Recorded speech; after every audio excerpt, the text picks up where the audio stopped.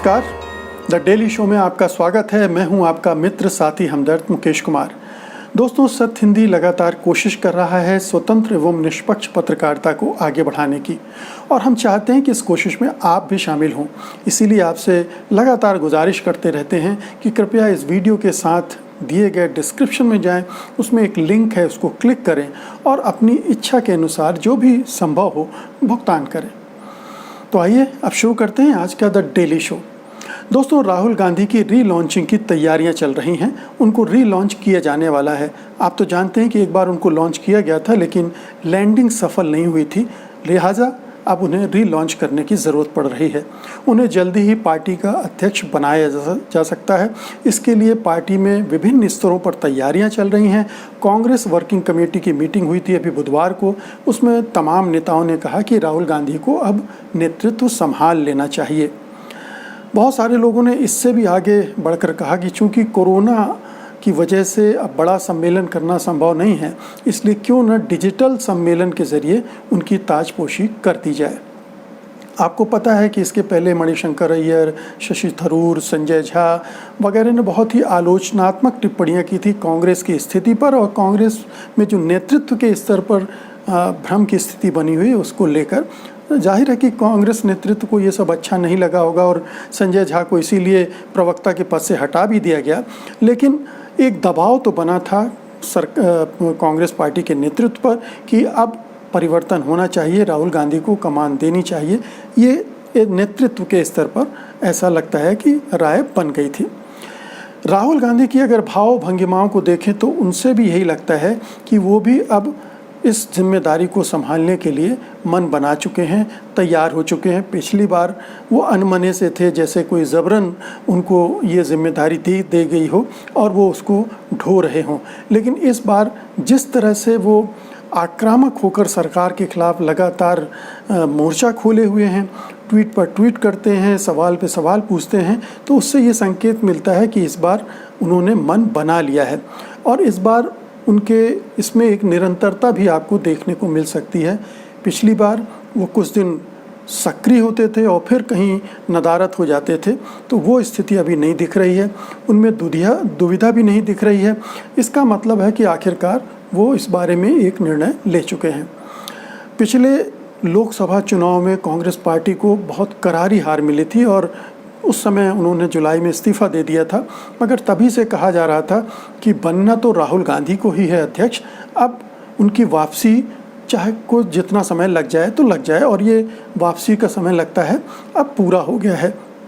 तो उसके लिए ज़मीन की तैयार करने की सिलसिला शुरू हो गया। चूँकि उस समय राहुल गांधी की शिकायत ये थी कि जो बड़े बुजुर्ग नेता हैं पार्टी के, वो इतना हावी हो गए थे कि उनको फ्री हैंड नहीं मिला, वो अपनी टीम भी नहीं बना पाए और ढंग से काम भी नहीं कर पाए। तो अब ये कोशिश की जा रही है कि वो जो बड़े बुजुर्ग नेता हैं उनको मार्गदर्शक मंडल में भेज दिया जाए और राहुल गांधी को उनकी टीम बनाने का मौका दिया जाए। इसीलिए आपने देखा होगा कि अभी अप्रैल में ही एक जो सलाहकार समिति बनाई गई थी उसका पुनर्गठन किया गया था। उसमें से जो पुराने घाघ नेता हैं उनको बाहर कर दिया गया था कि और राहुल के जो ख़ास नेता हैं, विश्वस्त लोग हैं, उनको इस टीम में डाला गया था। तो ये एक परिवर्तन का सिलसिला था, एक संक्रमण कि भाई एक नेता जा रहा है और उसके साथ वो लीडरशिप के वो तमाम लोग भी जा रहे हैं, एक जनरेशन भी जा रहा है, एक नई पीढ़ी आ रही है, उसके साथ उसके लोग आ रहे हैं। तो ये एक ट्रांजिशन भी यहाँ से शुरू होने लगता है। कहने का मतलब है कि अब ताजपोशी की खबर राहुल की कभी भी मिल सकती है हमको, लेकिन ये ध्यान रखना चाहिए कि राहुल गांधी के अध्यक्ष बनने का मतलब कांग्रेस का कायाकल्प नहीं है। ये मत समझिएगा कि राहुल गांधी अगर पार्टी के अध्यक्ष बन जाएंगे तो पार्टी बदल जाएगी, पार्टी ठीक हो जाएगी। अभी भी राहुल गांधी में वो सक्रियता नहीं नज़र आ रही, वो राजनीतिक समझदारी नहीं दिखाई दे रही है जो कांग्रेस जैसी विशाल किंतु लगभग मृत पार्टी को जिंदा करने के लिए ज़रूरी है। अव्वल तो ये कि भले ही राहुल ने पिछले कुछ समय में परिपक्वता दिखाई हो, सत्ता से सीधी मुठभेड़ करने का साहस दिखाया हो, मगर वे ये सिद्ध करने में नाकाम साबित हुए हैं कि कांग्रेस के सामने अगर कोई चुनौती आती है, कोई संकट आता है, तो वो उससे जूझ सकते हैं, उसमें से पार्टी को निकाल सकते हैं सफलतापूर्वक। ये कुव्वत उन्होंने अभी तक नहीं दिखाई है। अब इसके लिए मैं आपको अभी हाल का मणिपुर का उदाहरण दे सकता हूँ कि मणिपुर में प्रदेश की यूनिट ने सरकार को अपनी सरकार बनाने की पूरा इंतज़ाम कर लिया था, पूरी तैयारी कर ली थी। जो सत्तारूढ़ बीजेपी के नेतृत्व वाला गठबंधन है उसमें से एक घटक को तोड़ लिया था और संख्या के हिसाब से वो काफ़ी आगे निकल गई थी। लेकिन कांग्रेस पार्टी ने, कांग्रेस हाईकमान ने, राहुल गांधी ने वो सक्रियता नहीं दिखाई अपनी पार्टी की सरकार बनाने में वहाँ, जबकि बीजेपी ने तुरंत आनन फानन में अपना पूरा जाल बिछा दिया, अपने 2 नेताओं को वहाँ भेजा। कांग्रेस ने भी 2 नेताओं को भेजा लेकिन बिना तैयारी के, और जाते ही वो क्वारंटाइन में फंस गए, वो अपने नेताओं से मिल ही नहीं पाए और इसके बाद दोबारा कुछ नेताओं को भेजा जाना चाहिए था वो भी नहीं हुआ। तो उधर उन नेताओं ने तुरंत आनन फानन में उस घटक को, एनपीपी को तोड़कर अपने वापस मिला लिया। अब जो भी लालच दिया हो, विधानसभा अध्यक्ष, राज्यपाल, इन सब का अपना इस्तेमाल उसने कर लिया और अपनी सरकार लगभग अब बचा ली है। अब कितने दिन बचा पाएंगी ये अलग बात है, लेकिन फिलहाल बचा ली और एक मौका राहुल गांधी और उनकी टीम के हाथ से निकल गया, कांग्रेस के हाथ से निकल गया। एक और उदाहरण लीजिए, बिहार में जो महागठबंधन है जिसमें कांग्रेस भी है, उसमें घमासान मचा हुआ है, महाभारत मची हुई है। सारे घटक आपस में गुत्थम-गुत्था हैं और तेजस्वी यादव के नेतृत्व को लेकर भी बड़ी कड़वी बहस चल रही है। लेकिन कांग्रेस चुपचाप है, राहुल गांधी चुपचाप हैं, वो कुछ नहीं कर रहे हैं, कोई पहल नहीं कर रहे हैं। कम से कम ये सुनने में तो नहीं आया, अगर अंदर खाने कुछ उन्होंने किया हो तो, या उसका कोई असर भी दिखता तो मानते कि कोई पहल हो रही है। तो यहाँ चुनाव है नवंबर में, महागठबंधन को चुनाव में उतरना बहुत ही महत्वपूर्ण चुनाव है बिहार के, लेकिन कांग्रेस के नेतृत्व के स्तर पर और राहुल गांधी के स्तर पर किसी तरह की कोई सक्रियता नज़र नहीं आ रही है और बस वो दिल्ली में रहकर चीन विवाद पर सरकार को चुनौती देने वाले ट्वीट करते रहते हैं। बस इतना ही उनकी सक्रियता नज़र आ रही है। आपको याद होगा कि महाराष्ट्र में जब गठबंधन में मतभेद पैदा हुए थे तब भी उन्होंने एक ऐसा बयान दे दिया था जिससे एक बड़ी विचित्र सी स्थिति बन गई थी। उन्होंने कह दिया था कि उनकी पार्टी महाराष्ट्र में निर्णायक स्थिति में नहीं है, जिसका शिवसेना ने बहुत बुरा भी माना था। फिर राहुल गांधी को उस पर पानी डालना पड़ा था, किसी तरह से मटियाना पड़ा था उस विवाद को। तो ट्विटर पर के ज़रिए हमला करना एक बात है, लेकिन पूरी पार्टी को चलाना दूसरी, वो बहुत बड़ी चुनौती, बड़ा काम है। आज के तारीख में ऐसा नहीं लगता कि कांग्रेस का मतलब ऐसा लगता है कि जैसे कांग्रेस का मतलब राहुल, प्रियंका और सोनिया गांधी हैं। दूसरी और तीसरी पंक्ति की कोई का नेतृत्व कहीं दिखता नहीं है। राज्यों में जो नेतृत्व है भी वो बहुत सक्रिय नहीं है, उसको हाई कमान से बहुत मदद नहीं मिल रही है, बहुत संबल नहीं मिल रहा है।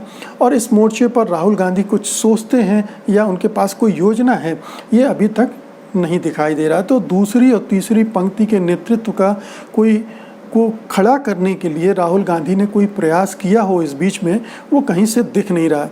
इसी तरह से पार्टी को खड़ा करने के लिए ज़रूरी है कि आप संगठनात्मक ढांचे को मजबूत करें, उसको चुस्त दुरुस्त बनाएं। उसके लिए राहुल को पार्टी जनों के बीच में जाना पड़ेगा, अपने नेताओं और कार्यकर्ताओं से मिलकर उनका हौसला बढ़ाना पड़ेगा, उनके अंदर उम्मीद पैदा करनी पड़ेगी, उन्हें नीतियां स्पष्ट करनी पड़ेगी और मौजूदा सरकारों से जूझने के लिए कार्यक्रम देने होंगे।